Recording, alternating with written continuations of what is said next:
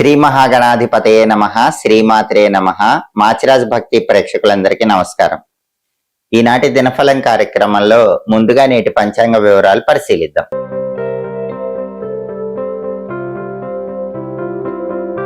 మాచిరాజ్ భక్తి ప్రేక్షకులందరికీ ఒక విన్నపము. ఈ రోజుల్లో చాలా మంది నేను చెప్పిన వీడియోస్ లో కొంత పార్ట్ కట్ చేసుకుని ఉచితంగా జ్యోతిష్యం చెప్పబడును అని అనేక మందిని ఆన్లైన్ లో మోసం చేస్తున్నట్లుగా నా దృష్టికి వచ్చింది. మాకు ఒకే ఒక అఫీషియల్ నెంబర్ ఉంది, 9399990660. ఆ నెంబర్ తప్ప ఇంకా ఏ నెంబర్ సోషల్ మీడియాలో కనిపించి నా వీడియో ఉన్నా సరే మీరు మెసేజ్ చేసి ఆన్లైన్లో ధనం మోసపోకుండా జాగ్రత్త వహించాలి. ఎందుకంటే ఫేస్బుక్ లో కానీ, ఇన్స్టాగ్రామ్ లో కానీ, యూట్యూబ్ షార్ట్స్ లో కానీ రకరకాలైనటువంటి కొత్త కొత్త ఛానల్స్ అన్ని వచ్చి ఆ ఛానల్స్ లో నా వీడియోస్ లో కొంత పార్ట్ కట్ చేసి పెట్టి పైన ఈ విధంగా నెంబర్ వేసి మోసం చేస్తున్నట్లుగా చాలా మంది నాకు చెప్పారు. రోజు రోజుకి ఆ మోసాల సంఖ్య పెరిగిపోతూ ఉంది. కాబట్టి ఉచితంగా జ్యోతిష్యం చెప్పబడును అని ఉన్నప్పటికీ తర్వాత మళ్ళీ పూజల పేరుతో డబ్బులు తీసుకొని మోసం చేస్తున్నారని నా దృష్టికి వచ్చింది. ఇలాంటి ఆన్లైన్ మోసాల నుంచి ప్రతి ఒక్కరూ కూడా బయటపడండి. ఆన్లైన్ మోసాలకు గురి కాకండి. కేవలం 9399990660 ఈ ఒక్క నెంబర్ మాత్రమే మా అఫీషియల్ ఛానల్ నెంబరు. ఆన్లైన్ లో ధనపరంగా ఎవ్వరూ మోసపోకండి. జూలై 28 మంగళవారం దినఫలాన్ని పరిశీలిస్తే చతుర్దశి తిథి సాయంకాలం 6:17 వరకు ఉంది.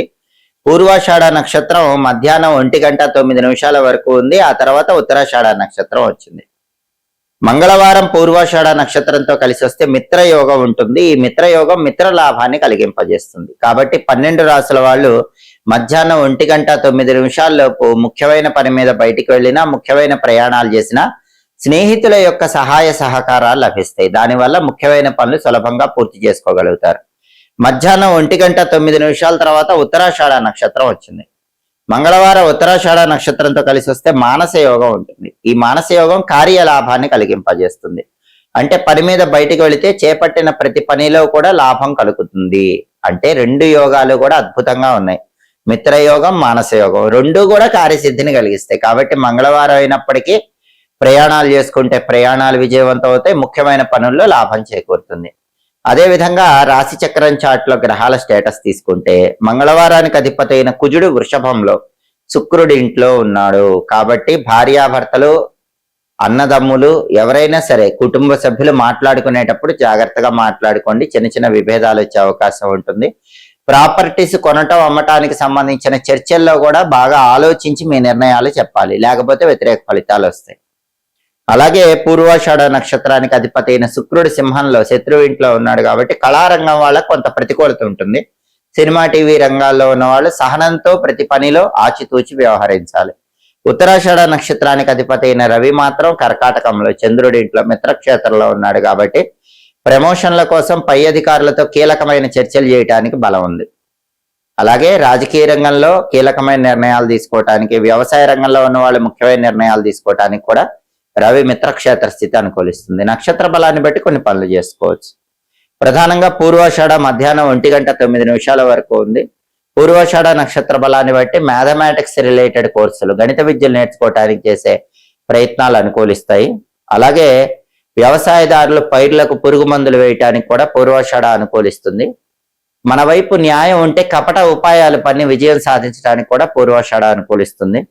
ఒక్కొక్కసారి మన వైపు నిజాయితీ ఉంటే మోసం చేసైనా ఎదుటి వాళ్ళ మీద విజయం సాధించాల్సి వస్తుంది. అలా మన వైపు న్యాయం ఉంటే మోసం చేసైనా ఎదుటి వాళ్ళ మీద విజయం సాధించడానికి చేసే ప్రయత్నాలకు పూర్వాషాఢ నక్షత్రం చాలా చక్కగా అనుకూలిస్తుంది.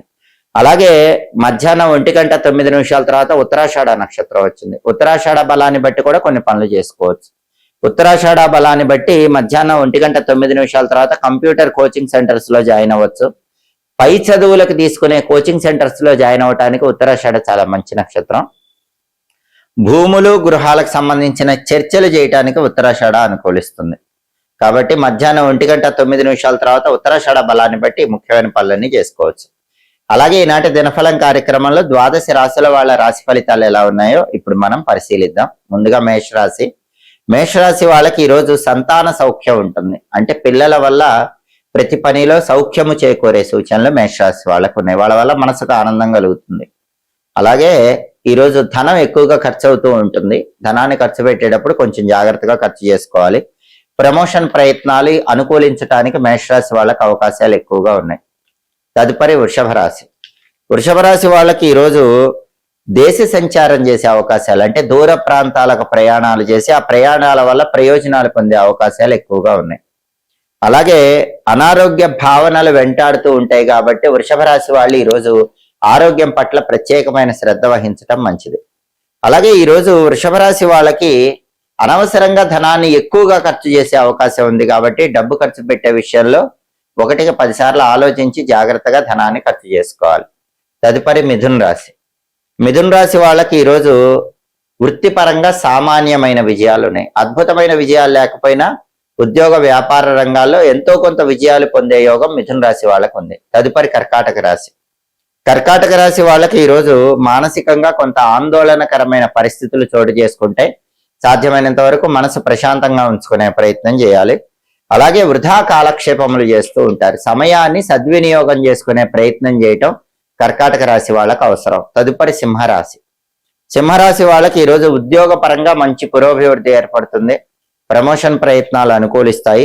కార్యసిద్ధి ఏర్పడుతుంది. అనాథాశ్రమాలకు వెళ్లి సేవలు చేయటం లాంటి కార్యక్రమాల్లో కూడా సింహరాశి వాళ్ళు చురుకుగా పాల్గొంటారు. తదుపరి కన్యారాశి. కన్యారాశి వాళ్ళకి ఈరోజు వ్యాపార రంగంలో కొద్దిగా ఒడిదుడుకులు ఏర్పడే సూచనలు ఉన్నాయి. వ్యాపారంలో తగ్గుముఖం పట్టే అవకాశాలు ఉన్నాయి. విద్యారంగంలో కొన్ని సమస్యలు కన్యారాశి వాళ్ళకు విద్యార్థులకు వెంటాడతాయి. కష్టపడి చదివితేనే కన్యారాశి విద్యార్థులకు మంచి ర్యాంకులు వచ్చే అవకాశం ఉంటుంది. వివాహ ప్రయత్నాలు, అంటే పెళ్లి కావలసిన కన్యారాశి వాళ్ళకు కూడా పెళ్లి సంబంధాలు నిశ్చయం కాకుండా ఆలస్యమయ్యే సూచనలు ఉన్నాయి. అటువంటప్పుడు మనోనిబ్బరంతో ముందడుగు వేసే ప్రయత్నం చేయాలి.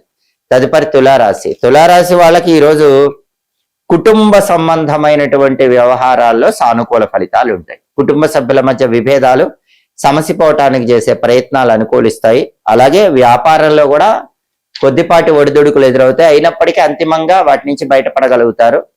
సామాన్యమైన ధనలాభాలు తులారాశి వాళ్ళు పొందే అవకాశం ఉంది. అద్భుతమైన ధనలాభం లేకపోయినా ఎంతో కొంత ధనపరంగా ప్రయోజనం పొందుతారు. తదుపరి వృశ్చిక రాశి. వృశ్చిక రాశి వాళ్ళకి ఈరోజు ధార్మిక కార్యక్రమాల్లో పాల్గొనే అవకాశం ఎక్కువగా ఉంది. వ్యాపారంలో కొద్దిగా రుణాలు పెరుగుతాయి. రుణాల విషయంలో వృశ్చిక రాశి వాళ్ళు వ్యాపారస్తులు కొంచెం అప్రమత్తంగా ఉండాలి. తదుపరి ధనుస్సు రాశి.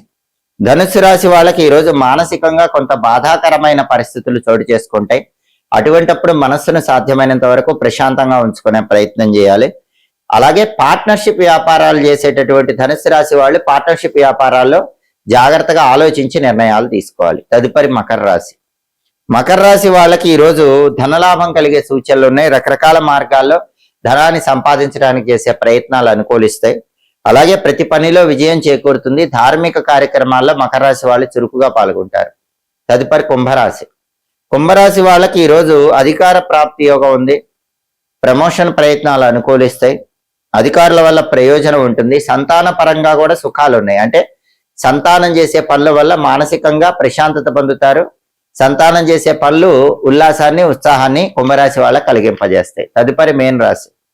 మీన రాశి వాళ్ళకి ఈరోజు ప్రధానంగా అధికార ప్రాప్తి యోగం ఉంది. అంటే ప్రమోషన్ ప్రయత్నాలు అనుకూలిస్తాయి. అలాగే సంతానపరమైన వ్యవహారాల్లో కూడా సానుకూల ఫలితాలు కనిపిస్తున్నాయి. అంటే సంతానం గురించిన వ్యవహారాలు ఏవైనా సమస్యలు ఉంటే అవన్నీ పరిష్కరించుకోగలుగుతారు. 12 రాశుల వాళ్ళు అనుకున్న పనులు అనుకున్నట్లు దిగ్విజయంగా పూర్తి చేసుకోవాలంటే ఈరోజు మంగళవారం కాబట్టి సుబ్రహ్మణ్య స్వామికి సంబంధించిన ఓం ద్విషన్నేత్రాయ నమః అనే మంత్రాన్ని 21 సార్లు లేదా 11 సార్లు చదువుకొని పని మీద బయటికి వెళ్ళాలి. ఓం ద్విషన్నేత్రాయ నమః ఈ మంత్రం చదువుకుని వెళితే సుబ్రహ్మణ్యుడి అనుగ్రహం వల్ల కార్యసిద్ధి ఏర్పడుతుంది. పనుల్లో విజయం చేకూరుతుంది. అలాగే మంగళవారం కాబట్టి ఉదయం 6 నుంచి 7 మధ్యలో, మధ్యాహ్నం 1 నుంచి 2 మధ్యలో, రాత్రి 8 నుంచి 9 మధ్యలో కుజహోర ఉంటుంది. కుజహోర ఉన్న సమయంలో అప్పులు తీర్చడానికి చేసే ప్రయత్నాలు అనుకూలిస్తాయి. కోర్టు సంబంధ ముఖ్యమైన వ్యవహారాలు కూడా కుజహోరలో నిర్వహించుకుంటే మంచిది. హోరాకాలం బట్టి ఈ పనులు చేసుకోండి. సమస్త శుభ ఫలితాలు సిద్ధింపజేసుకోవచ్చు. ఇవి ఈనాటి దినఫలం కార్యక్రమంలో ముఖ్యమైన అంశాలు. మళ్ళీ తదుపరి దినఫలం కార్యక్రమంలో తిరిగి కలుసుకుందాం. ప్రతిరోజు 12 రాశుల వాళ్ళు రాశి ఫలితాలు తెలుసుకోవాలనుకుంటున్నారా? నక్షత్ర బలాన్ని బట్టి ఎలాంటి విధి విధానాలు పాటిస్తే సమస్త శుభ ఫలితాలు కలుగుతాయో తెలుసుకోవాలనుకుంటున్నారా? ప్రయాణం చేసేటప్పుడు యోగాన్ని బట్టి ఏ పరిహారం పాటించి ప్రయాణం చేస్తే అదృష్టం కలిసి వస్తుందో తెలుసుకోవాలనుకుంటున్నారా?